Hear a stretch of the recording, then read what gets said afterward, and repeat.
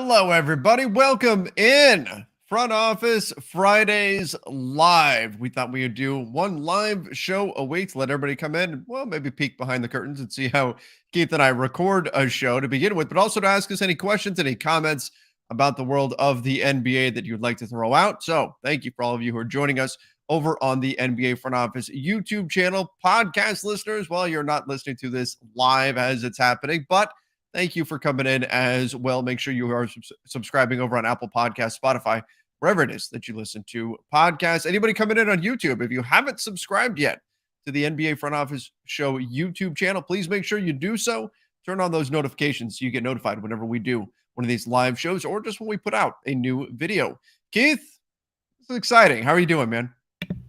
I'm good, man. Had just enough time to eat a sandwich, so I'm ready to go. Let's do this. Front Office Friday! I love it. I think that has to stick. Front Office Friday, which then locks us into a day of the week. But yeah, alliteration is worth it. On a Wednesday, it can still be a Front Office Friday. That's right. I've got people saying video game intro. Some people saying 80s music intro. I just think of Mega Man with the intro. Mega Man, let's go. That's right.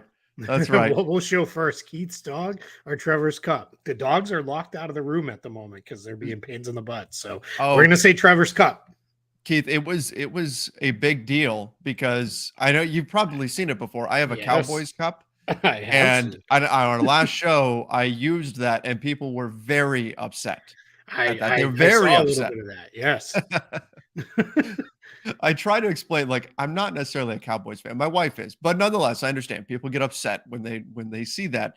All right, let's get into some of our comments here. Do it. And this is actually kicking things off the way we kicked off our last show. Josiah says, should the Clippers be worried? I've got actually a number of questions about the Clippers. Clippers now 0-4 since adding Russell Westbrook. We talked about it a little bit yesterday, but I thought last night's game they just couldn't shoot. If you look at the shooting numbers, like you can't have Paul George, Russell Westbrook, even Norman Powell, like Eric Gordon. None of these guys shot the ball particularly well, and they're guys who typically shoot better. Like, I think it's oversimplistic to say that the NBA is just a make or miss league, but it is hard to win a game when you shoot as poorly as the Clippers did last night. I can't attribute it all to Russell Westbrook, and yet here they are 0-4 since adding him. It's not great for them right now.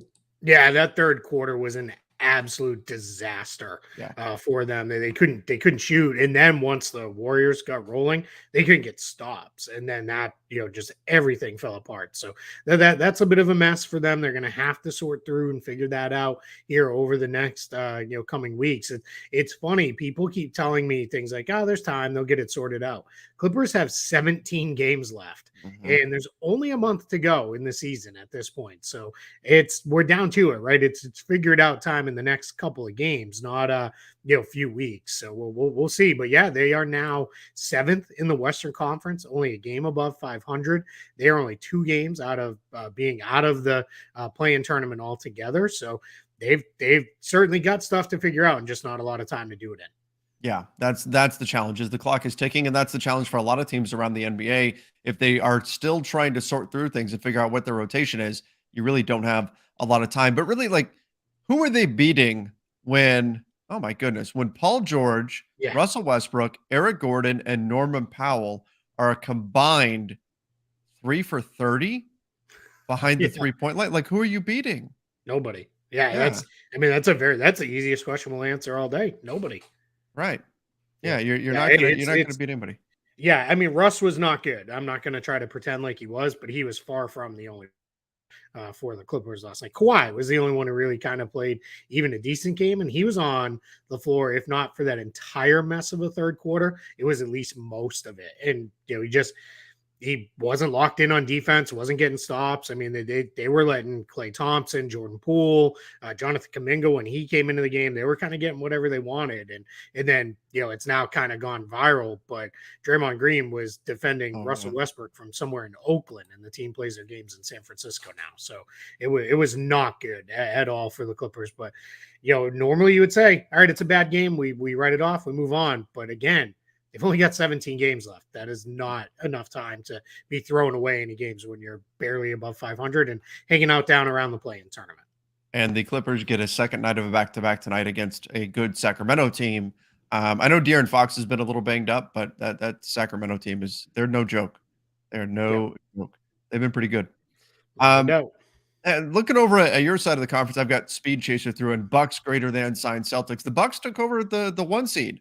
Is that do you think either team in the Eastern Conference at the top care that much about getting the one seed, or is it just about being in rhythm? How do you see these teams approaching it?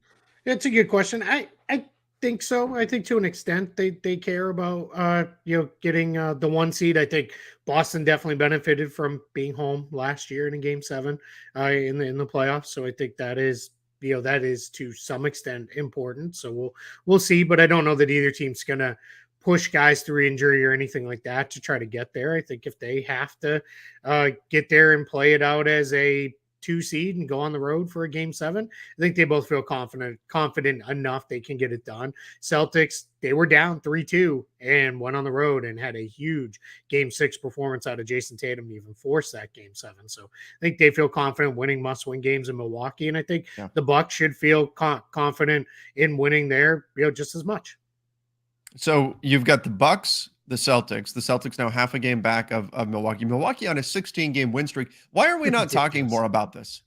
Like, shouldn't Because this it's the be a Bucks, big right? thing? And yeah, it should be. It should be. But I think people are like, one, it's the Bucks, right? They're not a big market team. They're not a glamour franchise. And I think to some extent it's, well, they've been there, done that. Like they're not shiny and new. They're not Yeah. fun necessarily in that way. But yeah, I mean, and you know what? I don't think they care. I think they're content to just kind of go Yeah. out there, and not only have they won all these games, they've killed some teams in this run too, where these games aren't even close. So yeah, well, we'll see. They've got a tough one against Philadelphia tomorrow night. That's the ABC Saturday Showcase game on Saturday night. So we'll see what that looks like. But I'm starting to wonder if this team's ever going to lose a game again. Yeah, they have been absolutely rolling. Even when Giannis has been out, they're still winning games. It's been absolutely tremendous. We've got Jason Kelly coming in with a super chat. As a Lakers fan, love watching Westbrook on another team. I've seen that sentiment from a lot of Lakers fans. Keith, one of the things though for me, I was hoping that he would wind up with like the Bulls or the Heat or somebody like that because I still want to root for Russell Westbrook, but Sure. from the Lakers fan perspective, you just can't do it when he's on the Clippers. Like I guess I've taken this approach. I hope that Russell Westbrook plays great because he's a good dude. I hope he plays well. I hope he revitalizes his career. I hope he gets whatever he wants next summer in his next contract. But I also hope he loses every game. Yeah, and I get it, right? I think we've all been there at times with teams that we root for or root Sure. against for whatever reason, and that's perfectly rational. I fully understand where you're coming from. Cecil Jackson with a cap question. I'm gonna let you handle this one. Says if two players are signed and traded for each other, does that hard cap both teams? It does, yeah. We actually saw that a couple years ago when Kevin Durant went to the Brooklyn Nets.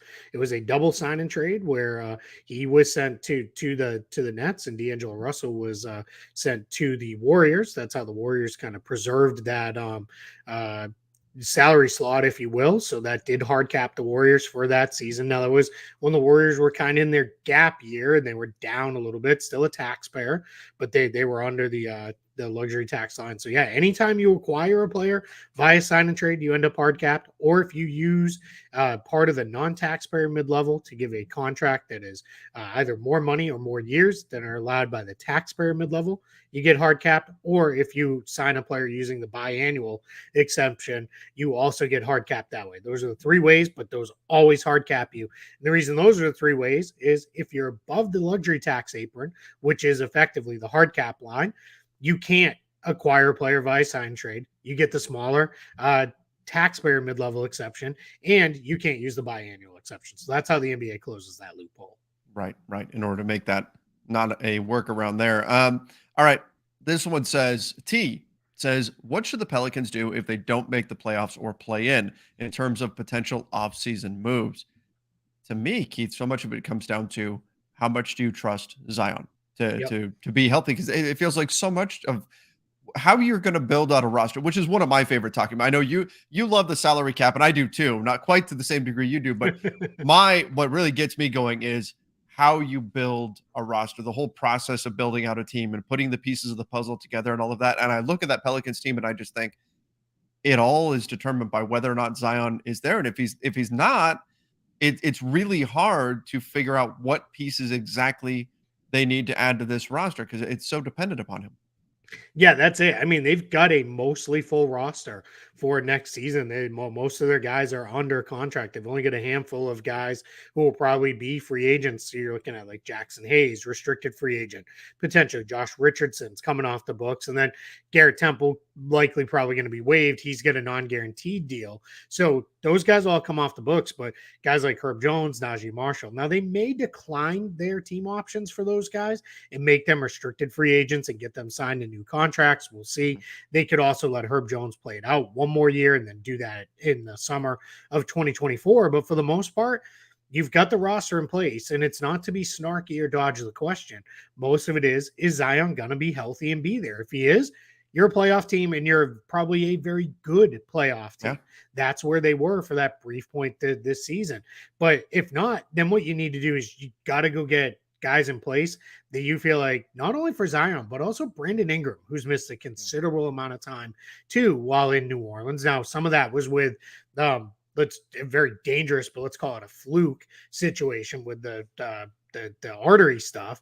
But with him, he's missed time with other things as well. So what you're looking at now is you got to cover for both of those guys. And that can be a little bit tough to build out a functional roster where you're having to cover for two $30 million max players.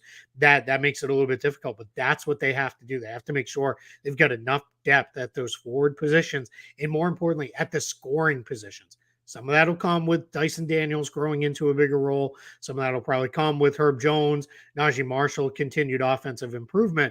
But for the most part, you're looking at, you got to have those guys healthy. You got to try to get one more guy in the mix there that can fill in for them when they're out. I keep looking at our guy, John Collins. I mean, depending on what the Hawks asking price is this summer, wouldn't he make some sense as a target for the Pelicans so that he can be pretty plug and play should Zion not be available, or even if Zion is available? You can lean on him a bit more in those rotations. A player, and it doesn't have to be specifically him, but a player like that where you know, hey, if Zion's out, this guy could step up and give us 20 points in it on a night, 25 points maybe on a really good night. I think you can get that out of him, and it would be a nice addition to this team. I think you got to answer two questions. The first is, can he play with Zion too?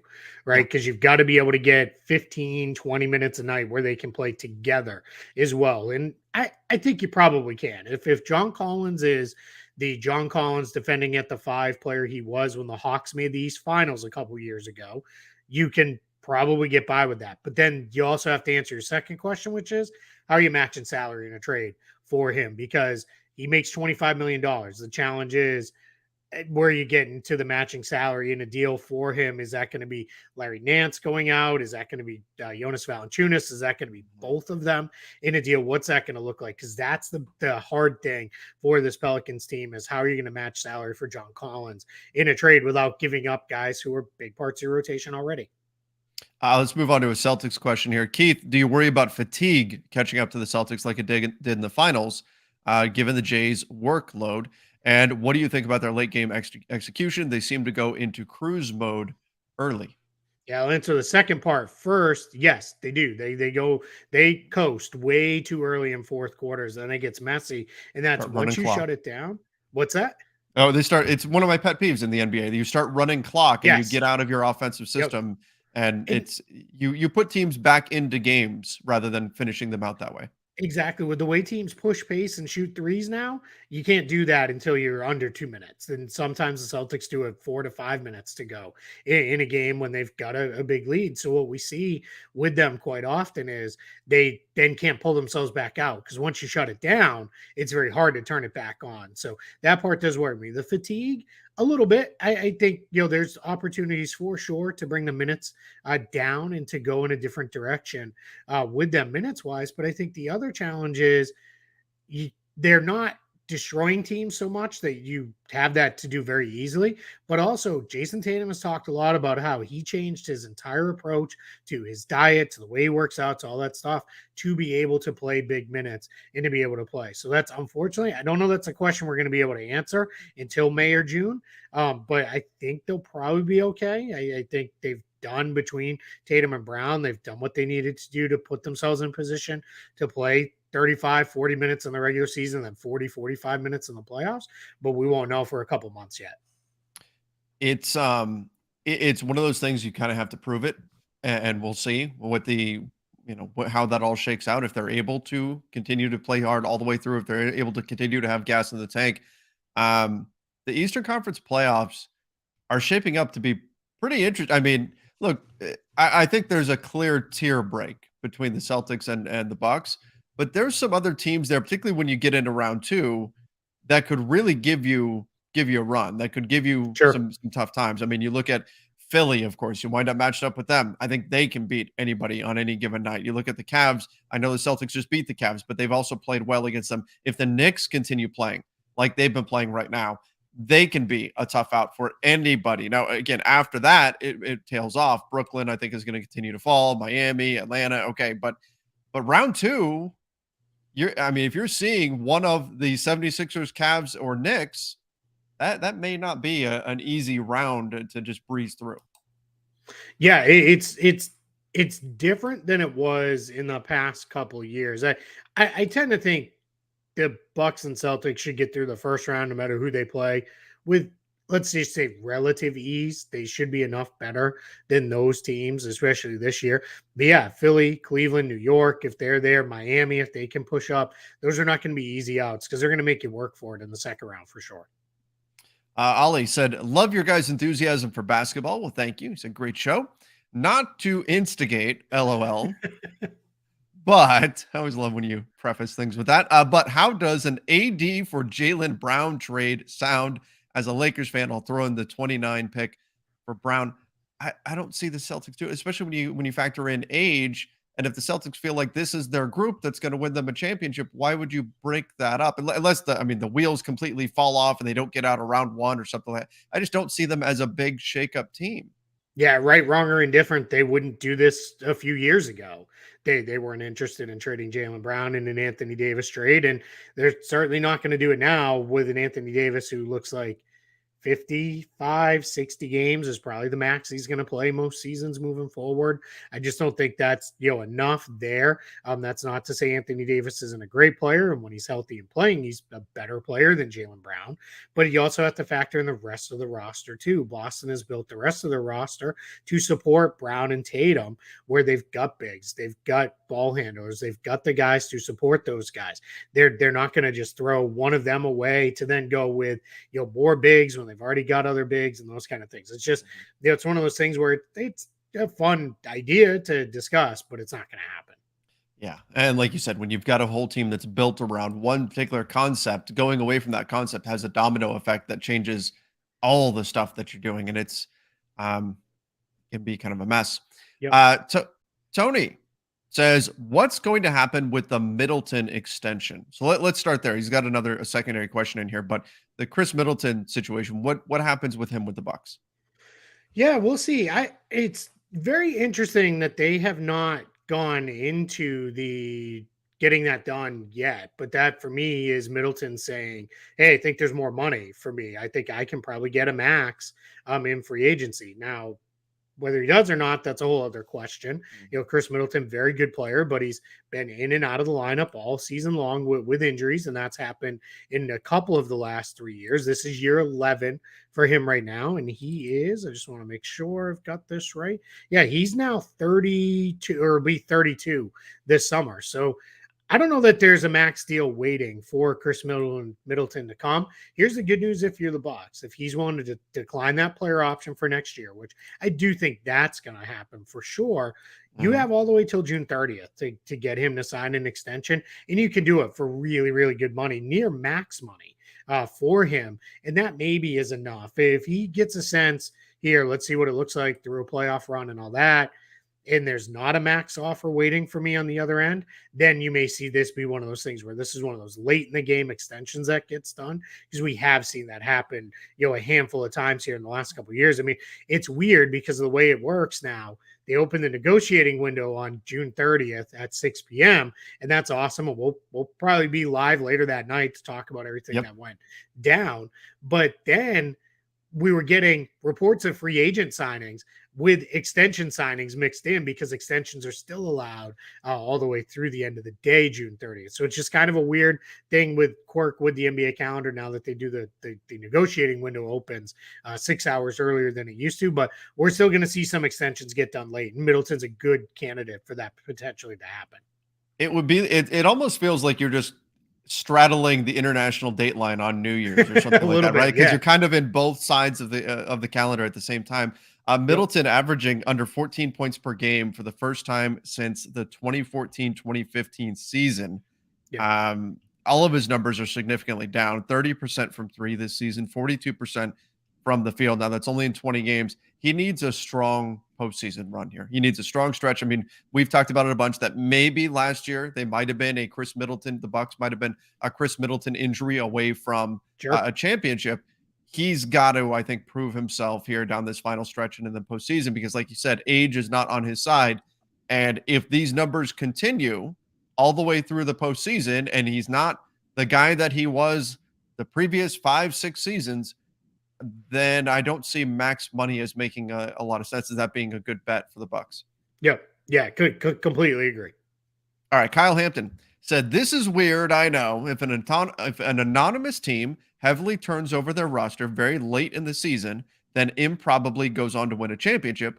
How many players get rings? Just something I've been wondering. So, like, you trade away 8 players or something at the trade deadline, get in almost a whole new team. Everybody still gets a ring, don't they?" They can, yeah. Those things are entirely up to the team to decide. It's really up to the team's ownership to decide. They're the ones who foot the bill for rings. There's no hard and set rule on that. Generally, what teams have done in the past is if you were with the team for a portion of the regular season, you're going to get a ring.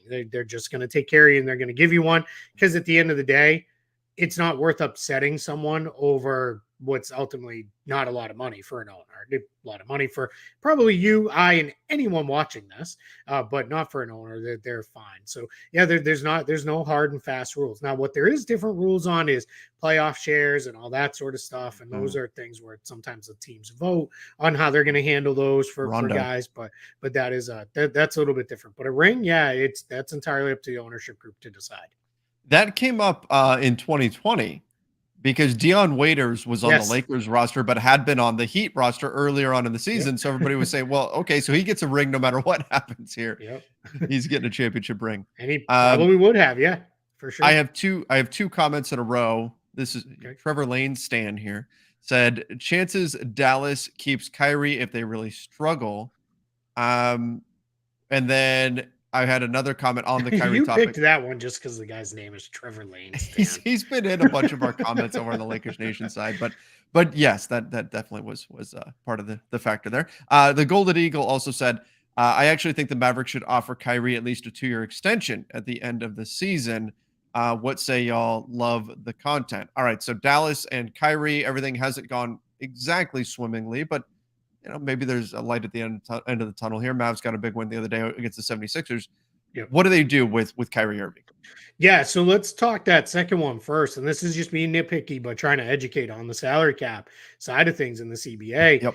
Kyrie's not going to do an extension with Dallas because he'd be giving up too much money. They also can no longer really extend him for anything that's meaningful because they traded for him too late. So it will be a new contract. A lot of times those things are very meaningless to most folks because it all results in is the guy got a new deal. I don't really care if it was a new contract or an extension, but just point of clarification, will be a new contract for Kyrie with Dallas. So there'll be no extension coming. Unlike Chris Middleton, who's eligible for a pretty hefty extension, Kyrie's is very minimal. It'd be only a 5% raise, and they can only give him 2 years on top of that. So what's going to happen with Kyrie Irving in this? Who knows?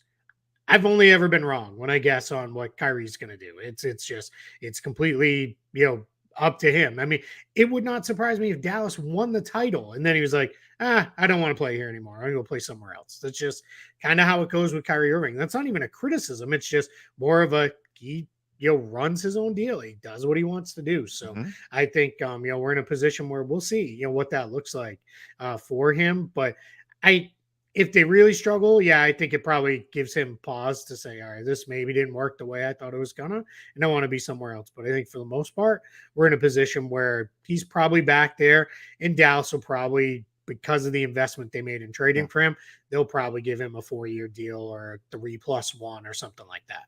Now, we've talked about this. The Mavs are actually in position to have some cap space to play with if they were just to wash their hands of Kyrie Sure. and say, nope, we're not giving you another contract. That's not their preferred. They've spent so much in order to get him. They've surrendered so many assets in order to land him.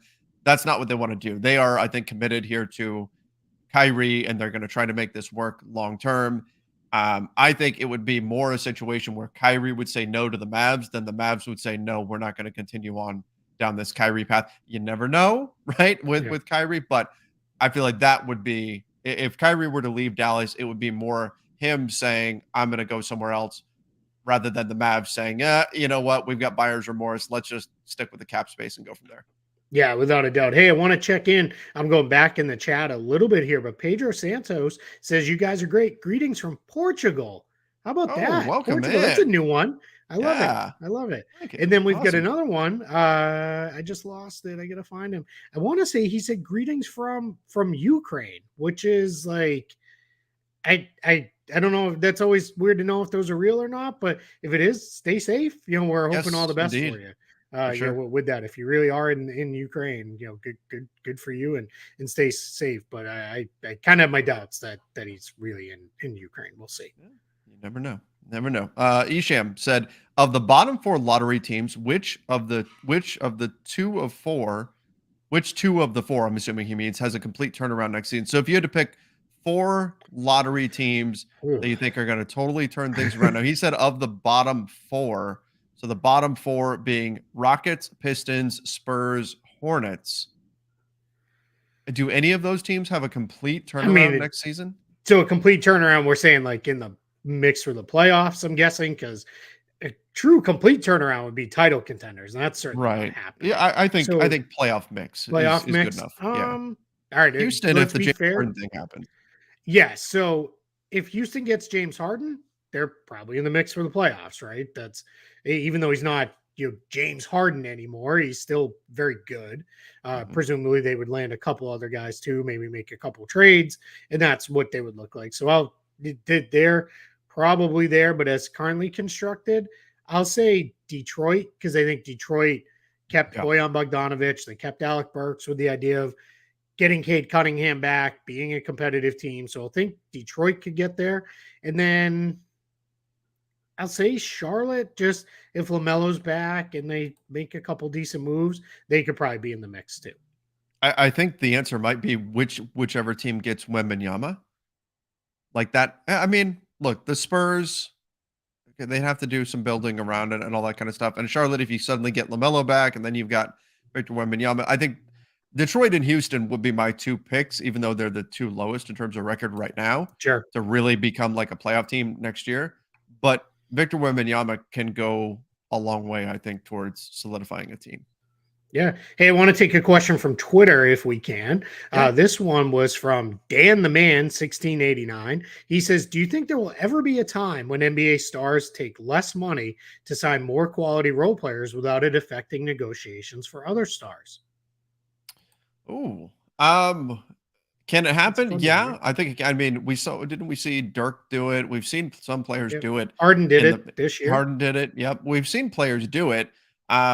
Other players like LeBron takes this stance where he says, "Look, I don't want to set the precedent. I want it. I want the most money I can get." Because I think what we often forget is, as much as like the pressure gets on the play, well, you need to take less so that the team can have success, right? We need you to take less money. We're already paying you millions. Well, this is coming from billionaires, and the salary cap is an artificial structure that's put in place to try to lower some of these salaries. If some of these guys got paid what their true market value is for playing, they'd be making far more than what they do on a max salary. The best values in the NBA are true top tier superstar players on long-term max contracts and stars that you find on rookie contracts. And what it does is it artificially inflates the middle players. So when I look at this, I don't ever begrudge a true top tier max player for taking that max salary because it's not on them. They're not the ones that created the salary cap. They're not the ones that created this situation where they're already technically taking a pay cut compared to what they're really worth.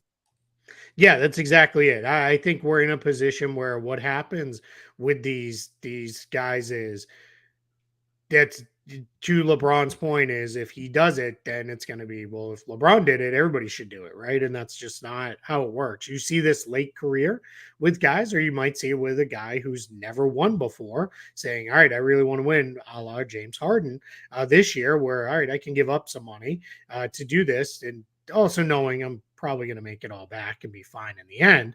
But for now, he gave up money, and that's where it is. So I think we're in a position in the NBA where if you're still a true top tier superstar, you're still going to take, everything you can get, unless you're in the last year or two of your career and you haven't won one. Then you may see a guy leave a little bit of money on the table so that, if an ownership group will go out and spend, or if it leaves a different, like Harden leaves an exception open that wouldn't have been otherwise, or maybe even leave some cap space or something like that. But you're never going to see, a guy who's a star player and still a star player all of a sudden take $5-10 million just because, all right, that's enough for me. Let's let everybody else eat and fill out the roster. I don't think we'll ever see that happen. Keith, I just realized that we didn't answer the second part of Tony's question. How much into the luxury tax are the It's funny, Lakers I going to did be if math too. Oh, did you? I See, did, yes. I was anyway, the perils of live TV, as it were. How much into the luxury tax? It all depends on how much they pay guys. Like we've heard 10 million to 18 million for Rui Hachimura. I've seen 22 million to 30 plus million for D'Angelo Russell. Like Austin Reeves, I've heard he's a mid-level exception player, like a full mid-level, or can you get him using his early bird rights and do something that, like it depends on how much they're paying these guys, and there's going to be a lot of fluctuation there depending on what they do with all those players. Do you keep Mo Bamba at $10 million and say, okay, he's a trade chip for next season, or he plays really well and you just hang on to him? There's so much variance. It's hard to say exactly how far into the tax they'd be. Yeah, I project the Lakers right now to start with $105.7 million already on the books. So that's LeBron, AD, Malik Beasley, and then Max Christie's amount. Then I think they'll probably keep Jared Vanderbilt at his 4.5. Yeah. Then they have their draft pick, which right now projects for now just the middle of the first round pick. So you're looking at about $115 million for that is 6 players. You've got to fill out at least 8 more guys to have a complete roster. You can have at least 14 out of the 15 spots filled.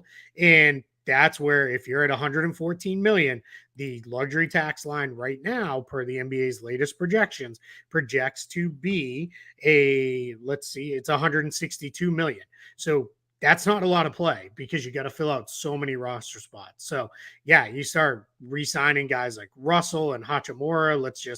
Let's say 45 million for the two of them, right? Somewhere in that range for those two guys. However you split that up, that's up to you. Now you're basically there. You're already at the tax, and you still have 5 more spots they have to fill out. If there were 6 more spots, you have to fill. So now all of a sudden you're all right, well, are you going to use the taxpayer mid-level? Because that's all you'd have available. All right, well, we're going to use that. You're going to re-sign Lonnie Walker. So they're going to be in the tax. It all depends on how much you give money to those people. And this is part of the subplots that we were talking about. I talked about on our live show last night. And the close of the season isn't just about do they make the playoffs or not. It's also about, can they trust Anthony Davis to be a 1A guy? That's something that I think that they'll find out here over the next 19 games. But then we'll also be asking that question, is this team good enough to be worth paying the tax and the repeater tax and all of that for?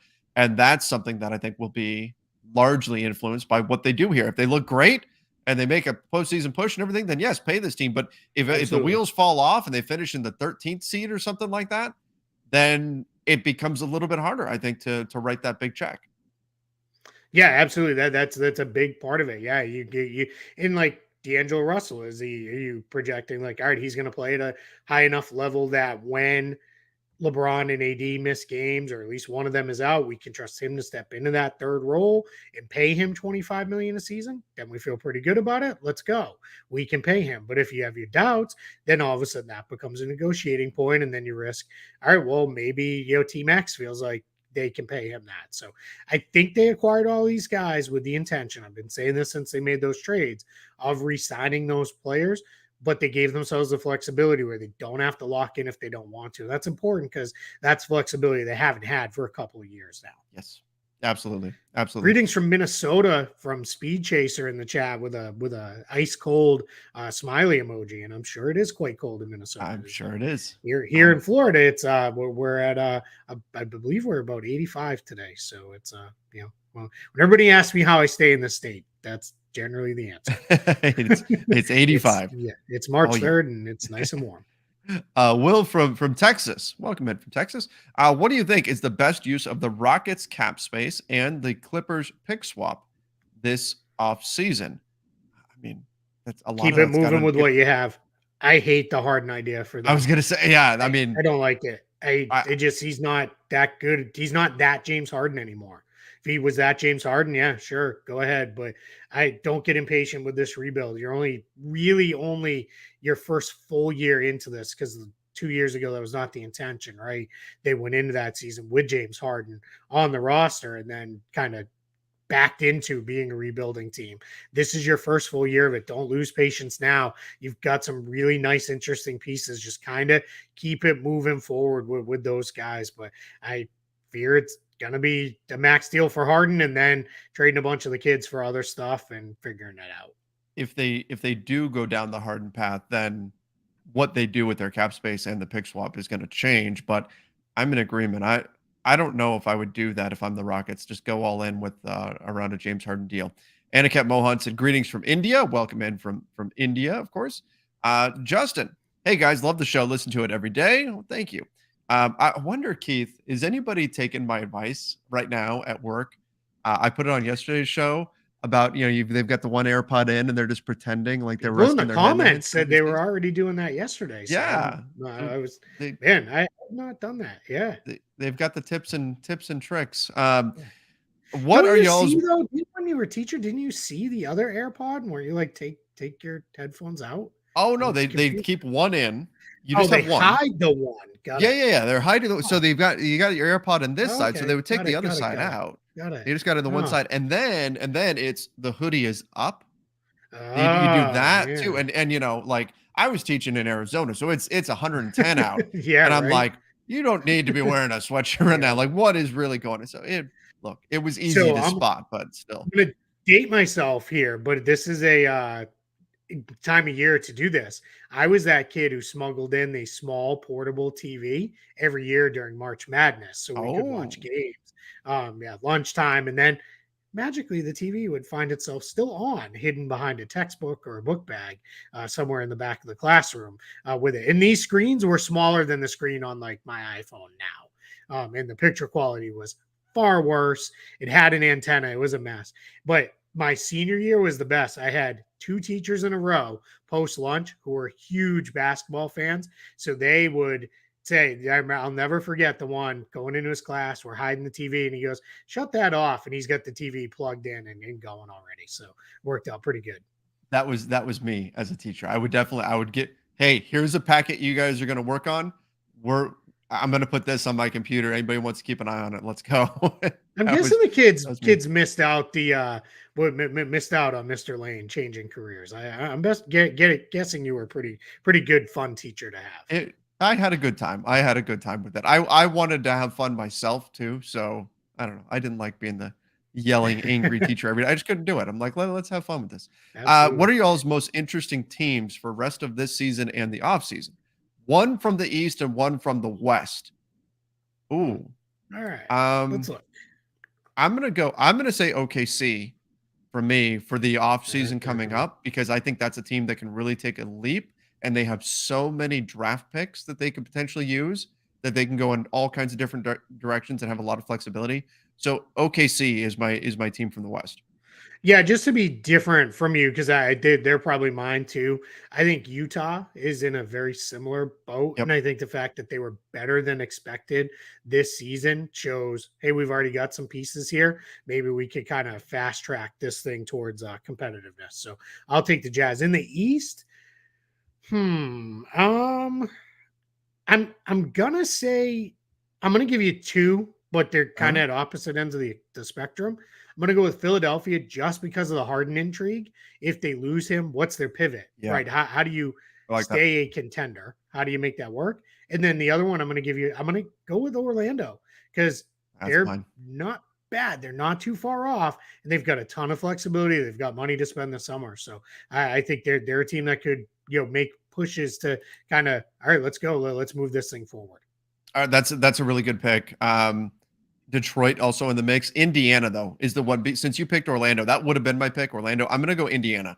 I Yeah, think that's a good Halliburton one is too. absolutely tremendous. I think this team, if they luck out in the lottery, they could wind up being a team to make a major leap here and jump into the playoff mix in the Eastern Conference. They've proven to be dangerous whenever Halliburton's out on the floor, and then Miles Turner's had a career year this season. I think they could be a really interesting team next season.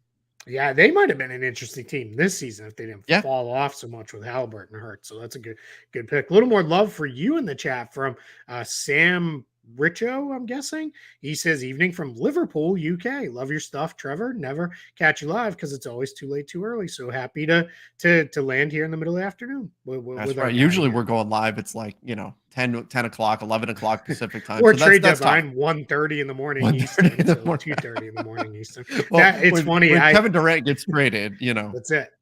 One of my good friends, he actually just watched that show. Like he had listened to it on the podcast version, but it happened to pop up and he was doing something, so he let it run. And he's like, by the end, he's like, you guys were so punchy and goofy. He's like, it was crazy. So yeah, we were. That's because it was like 3 in the morning yeah, your time, and then you yes, slept for I like an was, hour. And yeah, and then was back up the next yeah. morning. Trade deadline, baby, love it. Oh, trade deadline, trade deadline. One of those key, landmark dates on the NBA calendar. By the way, did you see Summer League dates are out now? Yeah, I can't wait. I'm Exciting. excited. Can't wait for that. That'll be you and I live together in person, hopefully this year, if all And if you goes as thought we we're were hoping. punchy at the trade deadline, wait until after we've been in Vegas for a few days. Then, Right? Then it'll yeah. be a real mess. The Golden Eagle said, "Will the play-in tournament with a $50 super chat?" Wow, thank you. Will the Ooh. play-in tournament see adjustments in the future? I say number 9 and 10 seeds play each other in a 3-game series and go from there. No more single elimination. What say you all? I don't think we're gonna get into longer series in the play-in tournament. I think that's the fun of it, right? That's our closest thing to the NCAA tournament. I don't think those will go into being series, but it could happen. But I just think with the league already doing what they can to try to cut down on games and minutes and all that stuff, I can't see them going to a 3-game series because I then you're pushing everything back further Yep. and it just gets a little messy. I think part of the appeal of the play-in tournament too is you, in some ways, emulate the one and done aspect, the desperation of a March Madness that draws everybody in, and it's part of what makes it so fun. So I don't see them doing that. Uh, Yep. James Lopez, your guy's favorite player, not on your team. So no Celtics, no Lakers here, unless you want to pick a Laker and I want to pick a Celtic. I guess that would be acceptable. But your favorite player All right, that's so not on your team. we'll do that too, and we'll also answer the question because Okay. my Laker one is very easy. It's Jared Vanderbilt. I Yeah. love Jared Vanderbilt, so that's a very easy one for me to pick with the Lakers. But I also really like healthy AD too, and I have done a complete 360 on LeBron, where I loved LeBron when he came in. Then I did not like LeBron at all when he was in Miami, and now I've come back around to I think he's great, and I hope he plays forever if he wants to. I like it. I like it. Those are some good picks there. Let me give you my Celtics. I mean, obviously Tatum because of his love for Kobe and everything, but I almost feel like picking the stars Sure. is kind of cheating almost. I don't know why. Yep. Just because everybody's gonna pick the stars. So I'm gonna go Malcolm Brogdon. He's been a Yeah. guy whose game I've liked for a long time. I wish he could stay healthy more often, but he's absolutely tremendous, and I've been a big Knock admirer on of just wood. how efficient he is. Yeah, I'm knocking on wood because, as you said, that the Celtics just released an updated injury report, and he's Uh-oh. probable for tonight, but he's on there with a right ankle soreness. So we don't want to see that. I think Malcolm Brogdon just call me biased if you want, but I think he should win Sixth Man of the Year with that. Let's Did you see. see? Did you see Russell Westbrook still wants to win sixth man even though he's starting now? Sure. Yeah. Good luck with that. It's the unfortunate thing is he probably should have been in the mix for it had he stayed with the Lakers and stayed in that role all year. Now it's just not going to happen Yeah. with that, right? I will say outside, I can give you a super duper long list on this, but in the interest Right. of time, I won't. I love Keldon Johnson. He's one of my favorite players. Yes. I love Good pick. him with the Spurs. I love Herb Jones with the Pelicans, Mhm. the way he locks guys up defensively. Anthony Edwards is just fun. Like if I was trying to get people to like the game of basketball, I would probably have them watch Anthony Edwards a lot, just because I think he's a guy who's a lot of fun. It tends to be a lot of younger guys on my list, but an older guy that I kind of like, who he's just kind of still around getting it done. I think Kevin Love still, at this point in his career, still doing his thing, rebounding. I don't know if you caught that. He had one of those throwback, ridiculous Kevin Love outlet passes the other day. He's been an absolute blast. And then everybody else that I'd probably go to is probably just kids that I'm learning more about because they're in year 2 or even first year guys. But and then anybody who watches this show knows John Collins. It's going to be very high on my list. I'm a big Yeah. fan of John Collins. Yep. Few guys, and again, I have a hard time narrowing down to just one, but few guys that I can toss in there. I mean, anything Alex Caruso, obviously, but there's some obvious Laker bias in there with that one. De'Aaron Fox has been tremendous this season. He's been a lot of fun to watch. Jokic is a blast to watch the way he dominates, despite not being the just incredible athlete that some of the guys that are out there on the floor with him are. But the guy that I always have at least one player that's on the Lakers, and usually one player around the league at least, that I'm irrationally excited about, that I'm more excited about than I should be. And for me, for a while now, it's been Christian Wood. I've always been intrigued by his skill set. I think that I know a lot of Mavs fans believe he should be starting for the Mavs right now, and he's not. But he's a guy that I've always thought just has such an intriguing skill set. I don't know if he ever hits his ceiling, but he's always a guy that I keep my eye on. Christian Wood, the fun thing with him too is this is a guy who super immature when he started in the league, kind of run out of a couple situations because he just wasn't handling his business the correct way. And then all of a sudden he figured it out, got serious about it all, and he's playing great. So yeah, I'm a big fan of Chris Wood too. Square Up said they do that in class for our Lakers Nation podcast. I love it. Says you need the sweatshirt to cover. See, it's the sweatshirt, it's the hoodie, and that's how you get away with it. Justin, we're gonna start getting emails and phone calls from angry teachers. From angry teachers here. Yep, they're gonna be like, "What? Not my classroom anymore." Like, yeah. So, I'll reveal all that now. Justin said, "I'm on my lunch break. Wouldn't hate y'all keeping the same time. Don't have to sneak this time in." Yeah, I mean, we haven't settled on an official time, but at some point we should. Yeah, well, and this is first one of these where we're intending to do these regularly because this is a lot of fun for us. We have a ton of fun with the live shows. And then this is quite frankly we're always upfront with you guys.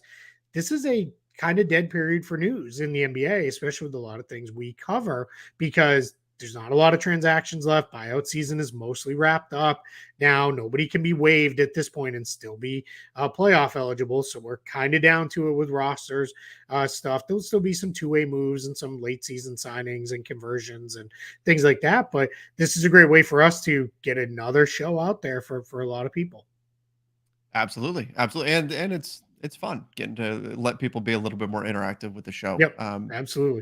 Alexander reminded me, Jakob Poeltl, for you. I don't know how I didn't mention it. Jakob Poeltl, for sure. How about this? Love from the Philippines. Philippines hosting the World Cup this summer. That's going to be super exciting.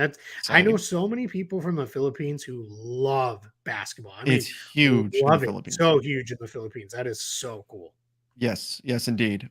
Fuzzy said, looking for an outside opinion on how Chauncey Billups is doing as a coach. Does he have potential, or will he be a bust?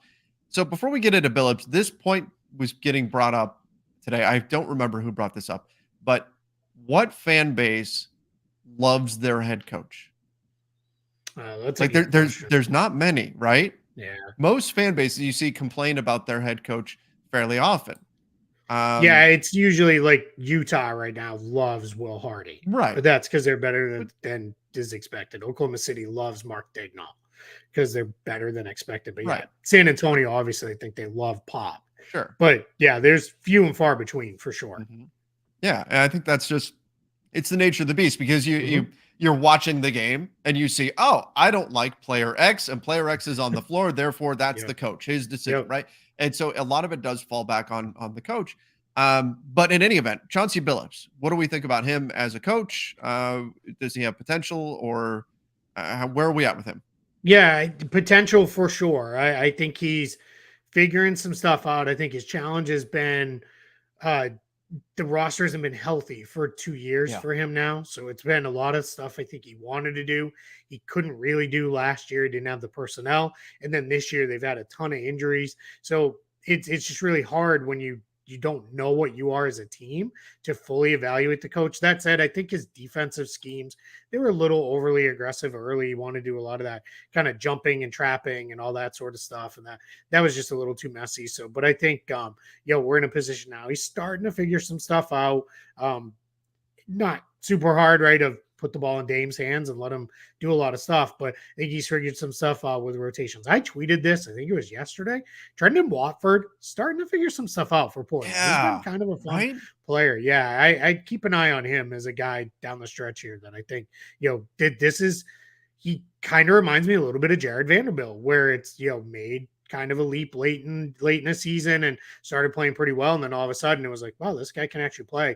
That's a little bit of what Trender Watford's kind of doing right now, and it's starting to shoot threes a little bit more and shooting them okay. So I'm pretty big on him. He had a play late in a game the other night.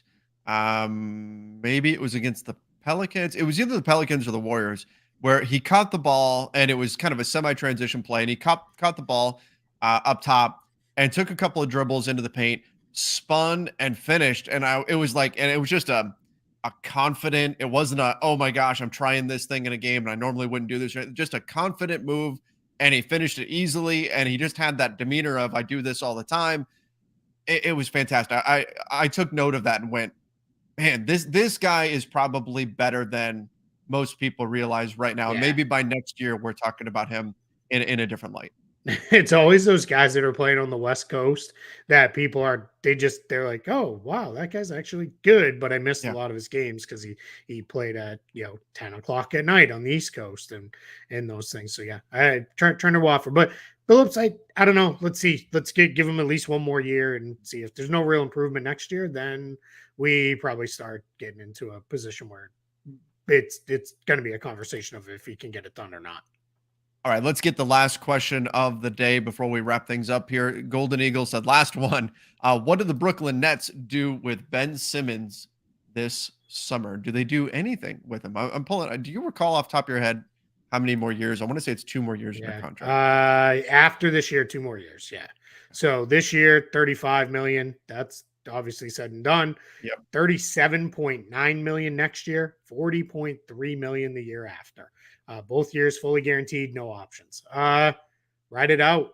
I mean, there's not a lot you can do. He's not going to give back enough in a buyout situation where the Nets will waive him. He's better as a essentially a living giant trade exception, if nothing else, to the Nets if they can't get him right. But they're going to keep trying. And the good news is now they can afford to give him a little bit of patience. See, all right, can we get him right physically and then get him on the floor and kind of figure it out? So we'll see what that looks like.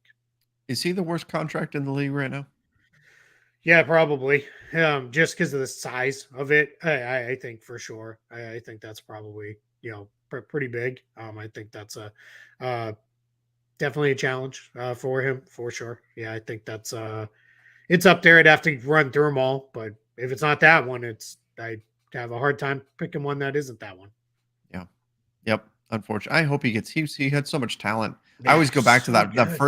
first looks at him that we had in summer league where he was hitting Yeah. jumpers and he's making all Yep. these insane. And summer league's not the NBA, but still, Mhm. um, it's mind-boggling that this is where we're at with him. Even those couple years with Philly, where he was like an all-star and all-defense guy, it was like Yeah. you didn't have anything like him in the league. He was the only player in the NBA, and shout out to the B-ball index guys for this.